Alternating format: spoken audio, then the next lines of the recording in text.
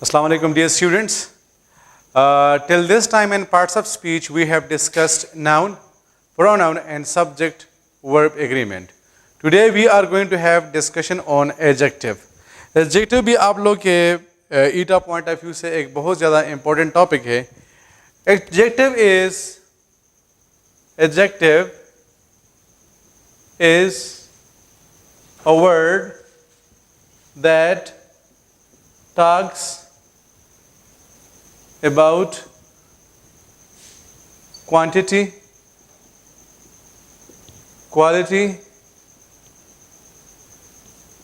size, age, shape, color, origin, material and purpose.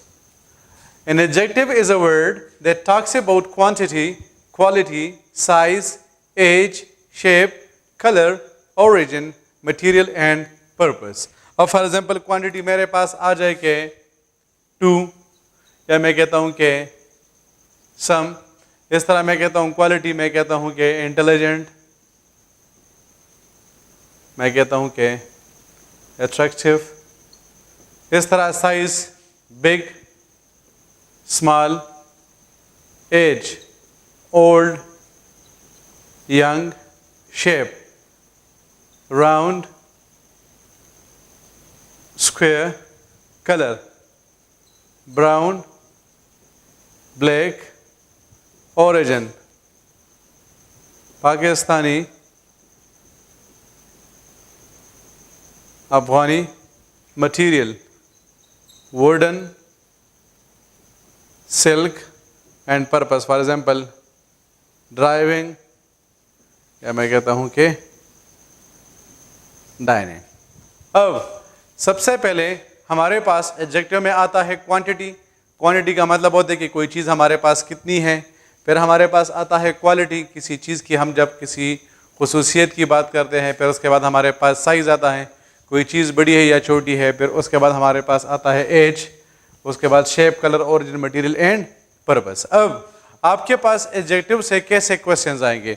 For example अगर यहाँ पर मैं एक सेंटेंस लिखता हूँ कि ही इज फास्ट एंड दूसरा सेंटेंस मैं लिखता हूँ कि ही रन्स फास्ट. अब ये सेंटेंसेस ऑलरेडी हमने एक्टिव पैसिव वॉइस में डिस्कस भी किए थे, लेकिन यहाँ पर दोबारा से मैं आपको जिस पॉइंट की समझाने की कोशिश कर रहा हूँ उस पॉइंट से डिस्कस करते हैं. देखिए अक्सर औकात स्टूडेंट के लिए मसला ये होता है कि वो एडजेक्टिव और एडवर्ब के दरमियान डिफरेंशिएट नहीं कर पाते हैं. They are having confusion and finding out the differences between adjective and adverb. अब याद रखें, एडजेक्टिव आपको नाउन या प्रोनाउन के बारे में इंफॉर्मेशन प्रोवाइड करता है. आपके पास जो एडजेक्टिव होता है ये आपको नाउन या प्रोनाउन के बारे में इंफॉर्मेशन प्रोवाइड करता है, जबकि आपके पास जो एडवर्ब होता है ये आपको वर्ब, एडवर्ब और एडजेक्टिव के दरमियान क्या करता है, इसके बारे में आपको इंफॉर्मेशन प्रोवाइड करता है. आपके पास जो एडवर्ब होता है ये आपको वर्ब, एडवर्ब और एडजेक्टिव के बारे में इंफॉर्मेशन प्रोवाइड करता है. अब वर्ब और एडवर्ब के दरमियान एडजेक्टिव और एडवर्ब के दरमियान आप डिफरेंस किस तरह क्रिएट करेंगे. तो सबसे पहला पॉइंट तो ये है कि ये आपके पास क्या है, ये जो इज हमने लिखा है. अगर आप लोगों को याद हो, हम जब डायरेक्ट इनडायरेक्ट नरेशन और एक्टिव पैसिव वॉइस के टेबल को डिस्कस कर रहे थे तो वहाँ पर हमने इसको नाम दिया था टेंस मार्कर्स, या इसको हम हेल्पिंग वर्ब्स भी कहते हैं. अब हमारे पास जो हेल्पिंग वर्ब आ जाए या जो हमारे पास टेंस मार्कर आ जाए, उसके बाद हमारे पास जो वर्ड आएगा हम उसे कहते हैं एडजेक्टिव. टेंस मार्कर के बाद हमारे पास जो वर्ड आता है हम उसे क्या कहते हैं, हम उसे कहते हैं एडजेक्टिव. और अगर हमारे पास ये मेन वर्ब है, मेन वर्ब का मतलब होता है एक्शन वर्ब. एक्शन वर्ब का मतलब होता है एक ऐसा वर्ब जो कि हमें कोई काम दिखाता है, कोई एक्शन दिखाता है, तो हम उसे कहते हैं एक्शन वर्ब. अब मेन वर्ब या एक्शन वर्ब के बाद आपके पास जो वर्ब आएगा वो दूसरा आपके पास क्या होगा, दूसरा आपके पास होगा एडवर्ब. तो पहला पॉइंट तो आपके पास ये बन गया है कि आप एडजेक्टिव और एडवर्ब के दरमियान डिफरेंस को किस तरह क्रिएट करेंगे. फिर दूसरा पॉइंट ये है कि अगर यहाँ पर मैं लिखूँ कि आई सा अ बिग बॉय, और मैं कहता हूं कि I met an Afghani student. I saw a big boy and sentence number 2 is I met an Afghani student. अब यहाँ पर जो मैं जिस चीज़ की तरफ आपकी अटेंशन डाइवर्ट करना चाहता हूँ वो ये है कि आपसे कहा जाता है कि चूज़ द करेक्ट सेंटेंस, और अक्सर औकात स्टूडेंट जो है वो इसमें ये मिस्टेक भी फाइंड आउट नहीं कर पाते हैं कि इस सेंटेंस में हमारे पास क्या गलती है. तो याद रखें, ये जो आपके पास सेंटेंस है ये गलत है. क्यों? क्योंकि आपके पास ये जो बिग आया है ये आपके पास एडजेक्टिव है, लेकिन इस एडजेक्टिव को हमने क्या किया है, इसको हमने जो है वो कैपिटल के साथ लिखा है.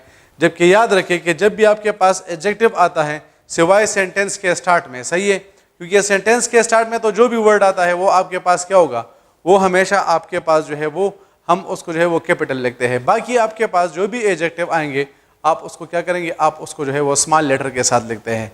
तो इस सेंटेंस को अगर मैं टिक लिखूंगा तो मैं इस बिग को इस तरह लिखूंगा तो फिर मेरा ये जो सेंटेंस होगा ये क्या हो जाएगा, ये हमारे पास टिक बन जाएगा. फिर दूसरा जो हमारे पास इंपॉर्टेंट पॉइंट है, that is I met an Afghani student. Now whether this sentence is correct और इनकरेक्ट. अब याद रखें, आपके पास ये जो अफगानी है इसका ये जो ए होना चाहिए ये हमारे पास कैपिटल होना चाहिए, जबकि हमने इसको क्या किया है, हमने इसको स्मॉल लिखा है. अब आपके जहन में डिफरेंटली ये क्वेश्चन आएगा कि सर आपने तो अभी हमसे कह दिया है कि हमारे पास जो एडजेक्टिव्स आते हैं हम उसको जो है वो स्मॉल लेटर के साथ लिखते हैं. लेकिन याद रखें, आपके पास सिर्फ और सिर्फ ये जो प्रॉपर एडजेक्टिव है या एडजेक्टिव ऑफ ओरिजिन, इसको हम क्या कहते हैं, इसको हम प्रॉपर एडजेक्टिव भी कहते हैं. तो आपके पास जो प्रॉपर एडजेक्टिव आएगा, याद रखें आप हमेशा इसको कैपिटल लेटर के साथ लिखेंगे. Listen, this point is very much important. आपके पास जो प्रॉपर एडजेक्टिव आएगा आप हमेशा इसको जो है वो कैपिटल लेटर के साथ लिखेंगे. और इसको वैसे हम प्रॉपर एडजेक्टिव इस वजह से कहते हैं क्योंकि हम हमेशा इसको क्या करते हैं, प्रॉपर नाउन से बनाते हैं. पाकिस्तान से बन गया है पाकिस्तानी, पिशावर से बन जाता है पिशावरी, इसी तरह ईरान से बन जाता है ईरानियन, और अमेरिका से बन जाता है अमेरिकन, इंडिया से बन जाता है इंडियन, इसी तरह स्कॉट से बन जाता है स्कॉटिश, सही है, चाइना से बन जाता है चाइनीज़. तो याद रखें कि जितने भी आपके पास प्रॉपर एडजेक्टिव्स आएंगे आप हमेशा इसको कैपिटल लेटर के साथ लिखेंगे. तो दूसरा आपको जो इम्पोर्टेंट पॉइंट मिल गया है वो ये है कि आपके पास जो एडजेक्टिव्स होते हैं वो आप उसको स्मॉल लेटर के साथ लिखते हैं. The only exception in this regard is proper adjective, कि आपके पास जो प्रॉपर एडजेक्टिव होता है आप इसको कैपिटल लेटर के साथ लिखते हैं. Then the next point is कि यहाँ पर हमारे पास जो नेक्स्ट पॉइंट है वो क्या है, ये adjective of purpose. Adjective of purpose, अगर यहाँ पर मैं लिखूँ कि he is dining on the dining table, he is dining on the dining table. और लेट सपोज आपको यहाँ पर ये वर्ड डाइनिंग अंडरलाइन करके मिला है, जबकि ये जो वर्ड डाइनिंग है ये भी आपको अंडरलाइन करके मिला है, और वो आपसे ये पूछते हैं कि ये हमारे पास जो है वो कौन सा पार्ट्स ऑफ स्पीच है. और इस तरह नेक्स्ट सेंटेंस आपके पास आ जाए कि dining is a part of life, यानी डाइनिंग कहते हैं खाना खाने को, सही है, और यहाँ पर ये वर्ड डाइनिंग आपको अंडरलाइन करके दिया गया हो. अब एक ही वर्ड है, तीन जगहों पर इसके तीन मुख्तलिफ पार्ट्स होंगे, तो इसको बड़े गौर के साथ सुने. ये देखिए क्या आया है, ING वर्ड आया है. ING वर्ड का मतलब ये कि इस वर्ड के एंड में ING आया है, और कहाँ पर यूज़ हुआ है, सेंटेंस के स्टार्ट में. अगर कोई वर्ड सेंटेंस के स्टार्ट में आ जाए जिसके एंड में ING आ रहा है तो उस वर्ड को आप क्या कहते हैं, आप उसको कहते हैं जरंड. वैसे जरंड को हम, ये हमारे पास क्या होता है, नाउन होता है. यानी ये जो वर्ड आपके पास सेंटेंस के स्टार्ट में आया है और इसके एंड में ING आया है तो ये आपके पास नाउन है, और ये नाउन में एक ख़ास किस्म है जिसको हम कहते हैं जरंड. तो ये हमारे पास क्या है, ये हमारे पास है जरंड. अब दूसरा डाइनिंग हमारे पास क्या है, ये हमारे पास क्या है, ये हमारे पास है वर्ब. यही ING वर्ड है, लेकिन चूंकि वर्ब के बाद आया है तो इस वजह से हम इसे क्या कहते हैं, वर्ब कहते हैं.